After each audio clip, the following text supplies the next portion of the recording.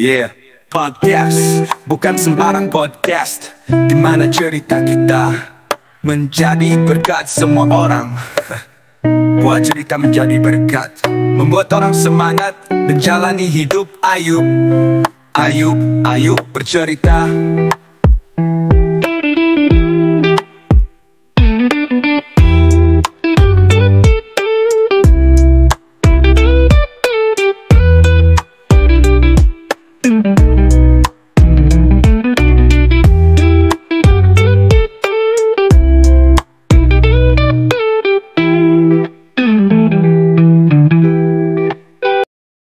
Sobat Ayub semua, kembali lagi di Ayo Bercerita.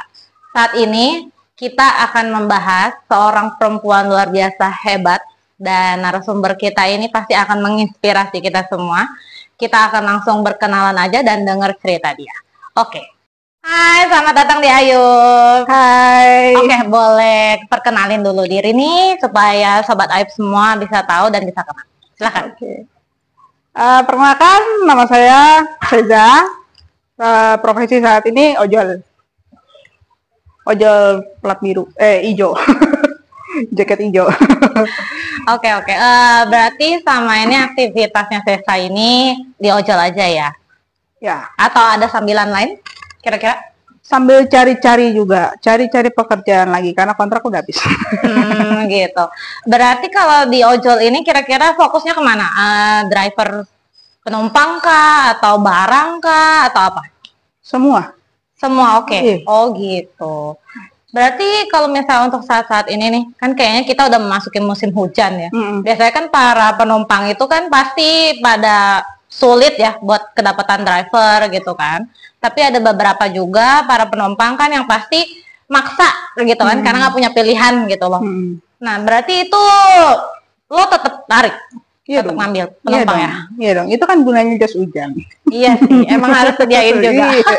Terus nih, kalau misalnya hujan gitu, kan biasanya banyak driver juga ya yang males buat ambil penumpang ya.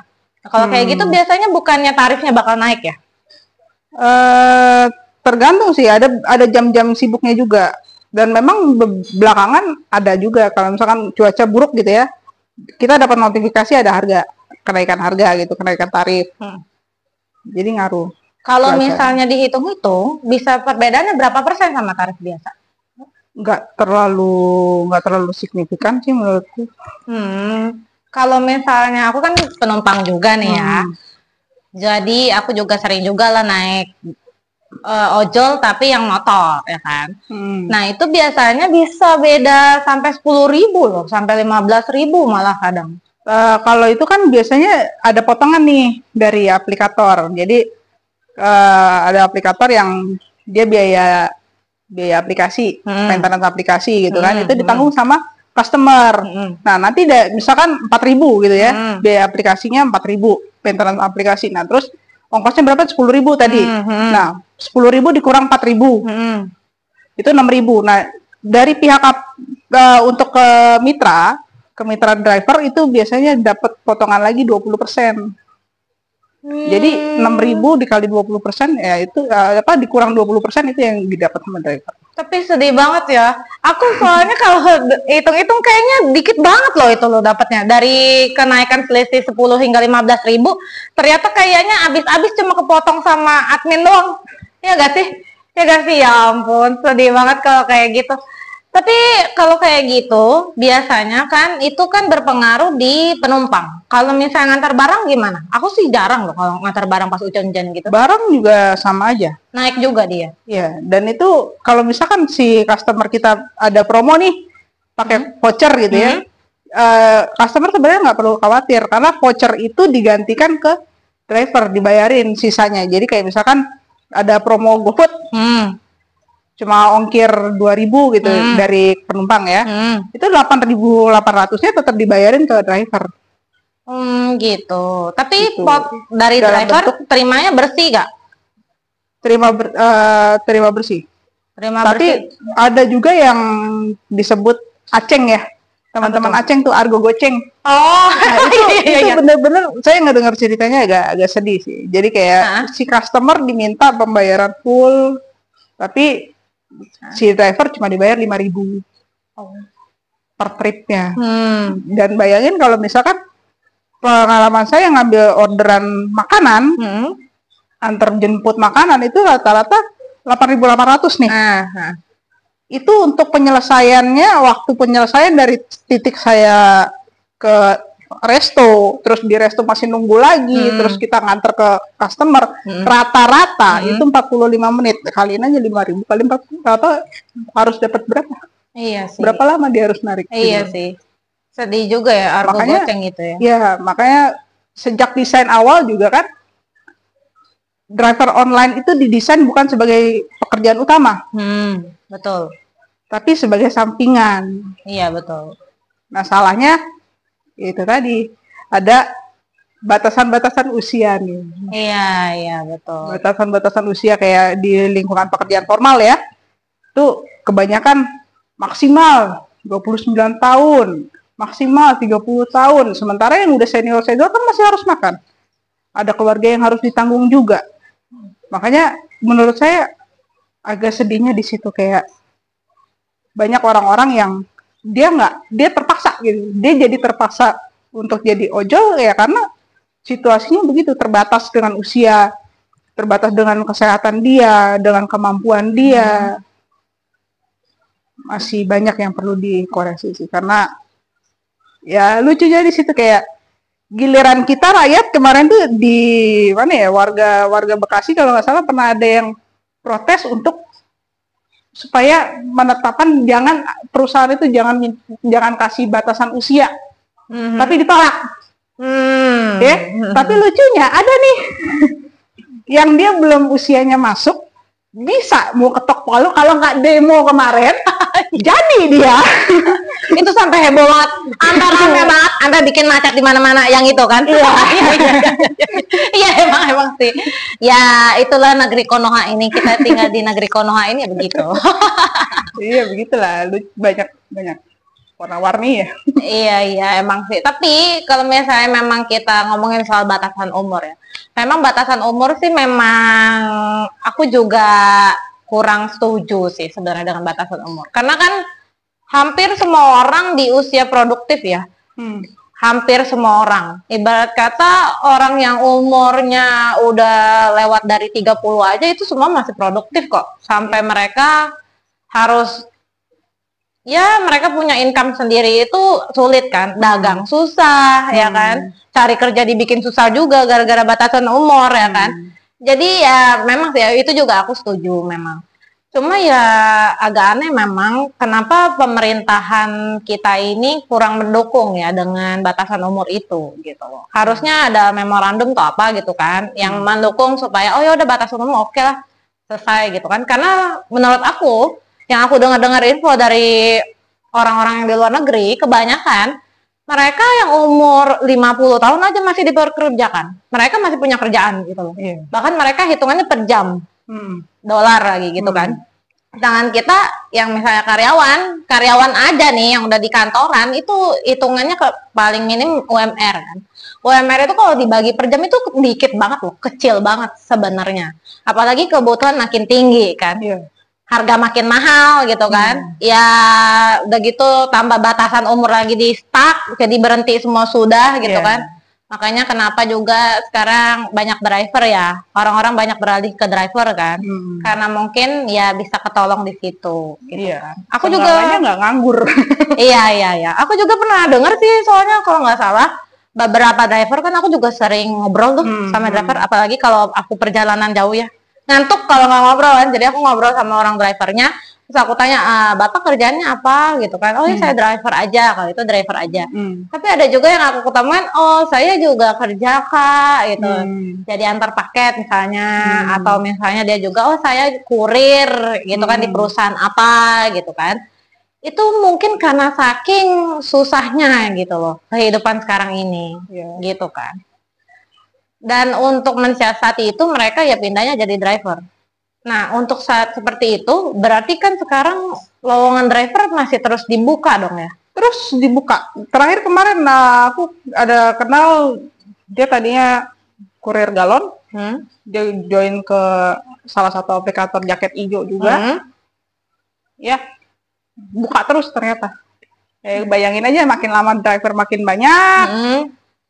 Kira-kira gimana? Luar biasa meludak. Luar biasa meludak. Yang jadiin sampingan pun akhirnya agak sesak juga kalau misalkan dia cuma narik Sabtu Minggu. Iya. Ya kan? Iya.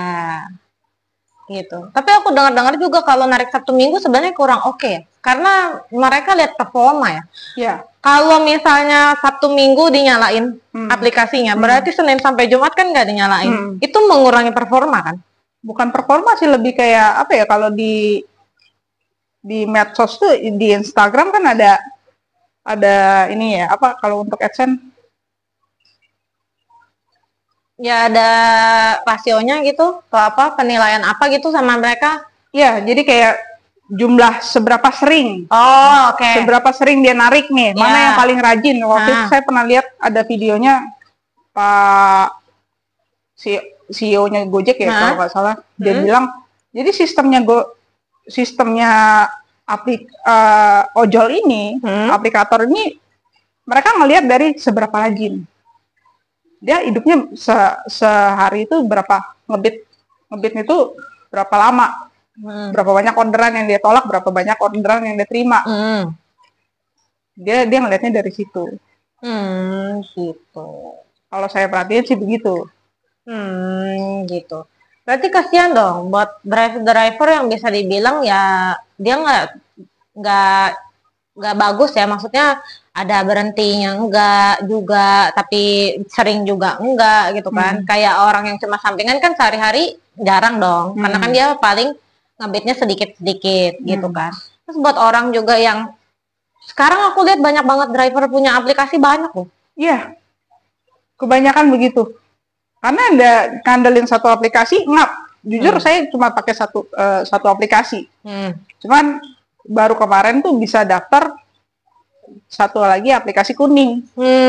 Jadi cuman yang aplikasi kuning agak sepi kalau di saya ya. Yang lebih ramai yang hijau. Jadi gitu. Iya. Ya semoga para driver ditolong deh ya. Semoga ada yang bergerak lah untuk ini. Makanya aku juga kemarin waktu pas para ojol demo ya, kasus itu, aku sih nggak melarang, juga nggak. Ada beberapa kan driver yang nggak ikutan karena mereka pikir ya udahlah, mereka lebih mentingin makan daripada ikut itu kan. Tapi mereka tetap mendukung temannya gitu kan. Ya semoga dengan itu kan akhirnya ada kesetaraan kan. Ya kan, antara ojol satu dengan ojol yang lainnya gitu loh. Ya kira-kira siapa tahu pemerintah ada terobosan lah buat para ojol ini. Karena kan meskipun mereka bukan terhitung karyawan ya, karyawan tetap atau karyawan kontrak, enggak, tapi mereka kan tetap manusia yang harus dimanusiakan ya. Nah ini satu lagi yang saya bilang, kalau sistemnya kemitraan harusnya sama-sama menguntungkan. Jangan dia ngambil untungnya banyak, tapi yang katanya mitra itu dirugikan, baik waktu, tenaga, nggak dihargai gitu. Kayak cuman ya sekedarnya aja lah, yang penting lo dapet kan. Itu yang buat saya kayak, kok gitu ya? Mitra tapi begitu ya kemitraannya. tetap ibaratnya menguntungkan satu sisi ya, ketimbang mitra ya. Iya, emang aku juga agak-agak kesian sih kalau dengar para driver, apalagi para driver yang bilang, iya Mbak ini pekerjaan utama saya, nggak ada lagi. Udah gitu saingannya banyak driver kan, karena buka terus kan. Kebanyakan juga saya perhatiin orang-orang yang sering di pangkalan ya, itu rata-rata udah usia 50 tahun ke atas, 40 tahun ke atas, udah lumayan berumur gitu, jadi kayak kesian gitu. Karena ada yang baru pensiun dia biasa kerja kantoran terus tiba-tiba jadi kerja di lapangan.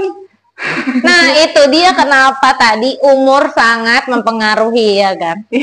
Kalau aja batas umur itu nggak ada ya kan, jadi orang nggak perlu pensiun dan tetap mau kerja ya silahkan kerja gitu kan. Gitu. Selama dia masih bisa bekerja, dia masih bisa produktif, kenapa enggak? Gitu.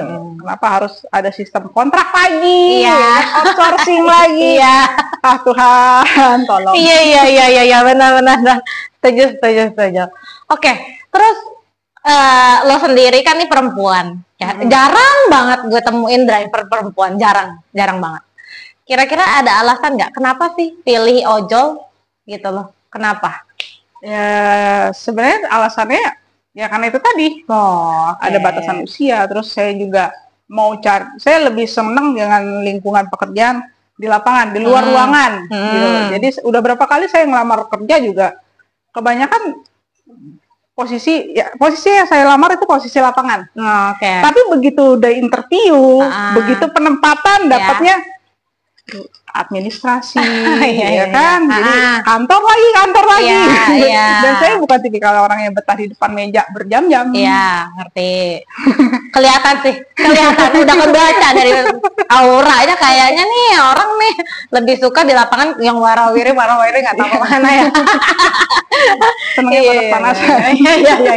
Luar biasa, biasanya kan perempuan skincarean ya gak sih? Ini maunya di panas-panasan luar biasa.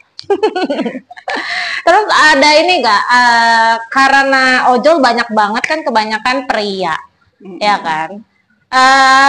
Mereka suka ini gak sih, pandang sebelah lah atau apa gitu? Kalau dari teman-teman ojol nggak ada sih. Nah kalau dari customer, kadang suka dapat customer yang lucu. Jadi kayak mereka mungkin sebagai laki-laki gengsi ya dibonceng sama perempuan gitu kan. Jadi Mbak, saya aja yang bawa ngotot. Saya yang di order gitu, saya yang bayar. Bisa.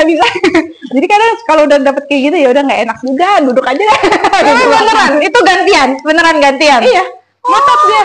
Ada yang bahkan bilang, atau nggak saya cancel aja Mbak, katanya. Jangan Mbak, karena saya ini baru pagi gitu kan. Ini masih pagi, baru dapat berapa gitu. Udah jadi dia mau. Oh ya ampun. Buat cerita bukan sembarang podcast, di mana cerita kita